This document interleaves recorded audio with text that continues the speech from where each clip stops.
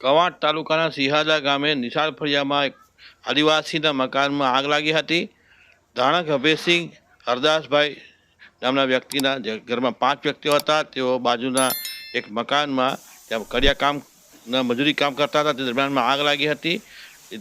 આગ દુર્ઘટનાને પગલે ઘરની તમામ ચીજ વસ્તુઓ બળીને ખાખ થઈ ગઈ હતી. છોટાઉદેપુર નગરપાલિકાનો ફાયરની ટીમ ત્યાં સ્થળ પર પહોંચી હતી. આગ ઓલવી હતી, પરંતુ તેઓનું ઘર સંપૂર્ણ સળગી ગયું હતું અને દિવાલો જ બચી હતી. સિહાદાના યુવા કાર્યકર્તા ગુલાબભાઈ રાઠવાએ માહિતી આપતા જણાવ્યું હતું કે આ ઘરમાં અભયસિંહ ધાણકના ઘરમાં આગ લાગી. સમી સાંજે 7 વાગે છોટાઉદેપુર ફાયર બ્રિગેડને તુરંત જાણ કરવામાં આવી નગરપાલિકાના, અને તે એનો જે ફાયર ફાઈટર તે પણ ઘટના સ્થળે પહોંચી ગયો હતો, પરંતુ મકાનમાં મકાઈ, ડાંગર સહિતની ચીજ વસ્તુઓ જે સંગ્રહી હતી તમામ ભસ્મીભૂત થઈ ગઈ હતી. કંઈ પણ બચી શક્યું ન હતું.